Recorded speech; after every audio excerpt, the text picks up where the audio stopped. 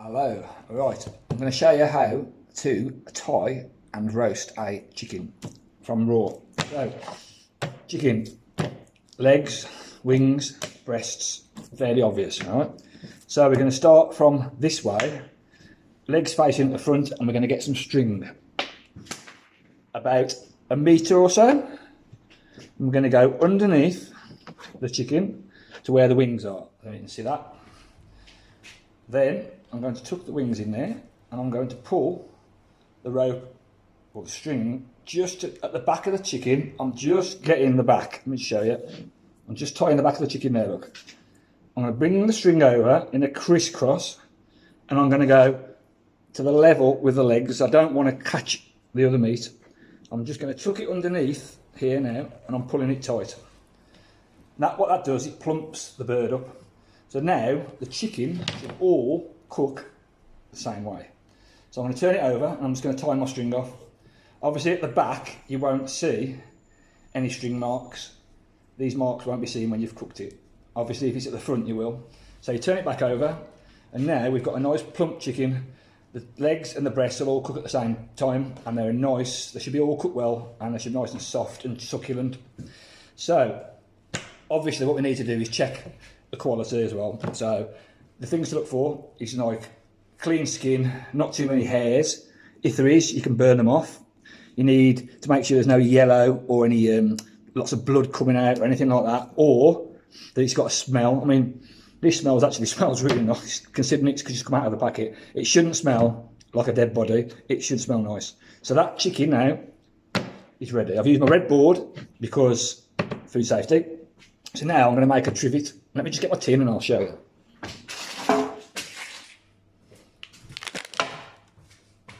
Right, everybody. What I've got here is a base for a trivet. A trivet is just something that the chicken will cook on. It'll stop it from burning, and it'll also impart flavour into the gravy. So, a tin, enough for the chicken to fit in with a bit of a depth.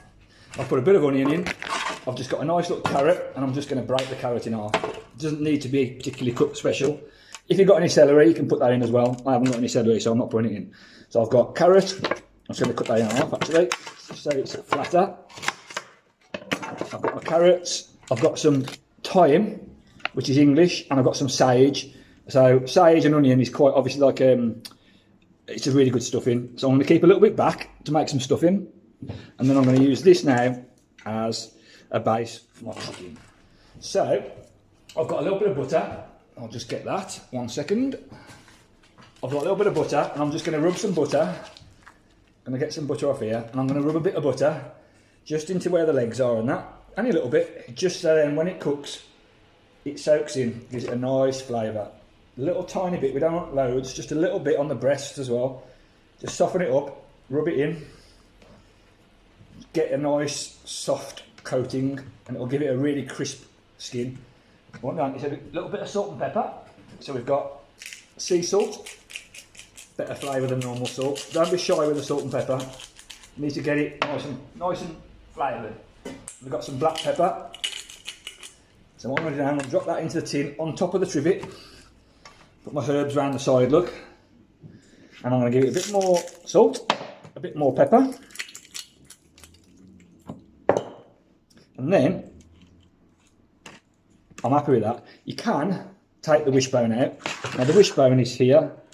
Obviously, everyone remembers when you was a kid, you used to pull the wishbone and wish for something. Now you can take the wishbone out. It's not imperative you do, but you can. If you do, what it means then is just slightly easier to take the breast off later. I don't normally take my wishbone out. You can if you wanted to. It's up to you. All you do for that is, the wishbone is here. It's obviously that shape. And you just scrape the skin. You'll feel it. You can hear it there. And you just pull it out. Like I said, it's not a necessity. So I'm just going to put some herbs on top, look. And then what I'm going to do, I'm going to get a little bit of water. I'm going to put a little bit of water in the bottom of the tin. And what that will do, it will give it a bit of steam. So it will help with the gravy, and it will help to just keep the chicken nice and moist. So what I'm going to do, I'm going to put this into an oven about about 170 for about an hour, and then I'm going to either turn it up or down depending on how well it's cooked. This is only a small chicken, so it shouldn't take too long. An hour to an hour and 20 minutes. I want the skin nice and crispy, and I want to make sure that it's cooked to 75 degrees when I cook it. And I'll test that by using a probe in between the legs. That there will give us a perfect reading. Now, if I wasn't going to cook this now, I'd put this back into the fridge, cling film it, label it, date it. As it is, I'm going to cook it in a bit. So what I'm going to do is get it ready, put it to one side, and that's the mise en place done for that. I'm going to make some stuffing, or farce meat, whatever you want to call it, to go with it. So what I'm going to do with that is give me 2 minutes, and we'll make the stuffing. Right. Stuffing we've got plain pork sausage meat. Now these are obviously sausages, but all you do to get the meat out is just squeeze it out, because all that is a really thin like sheath to stop the sausage meat from escaping and burning when you cook it. So I need I'm only making a bit because I'm just going to quickly show you how to do it. So I only need a little bit.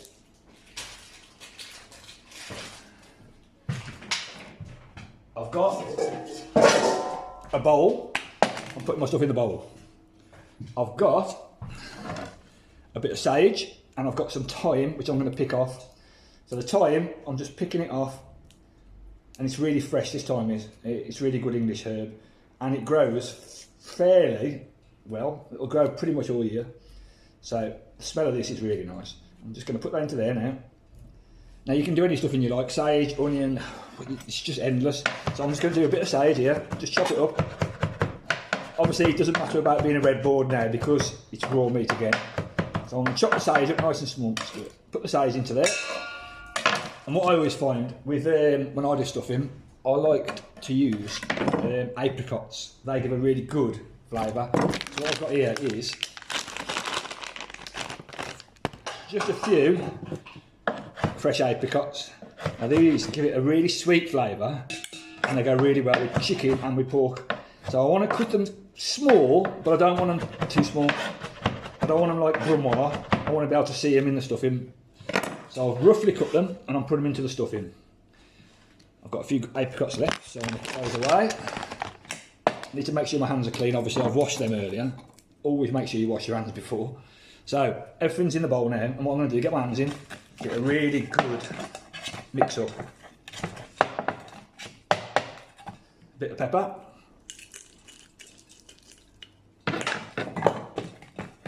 It should come out, obviously looking like a big version of the sausage you just took out. There we go. So it's quite sticky. I'm just going to wash my hands. I'll literally be a second.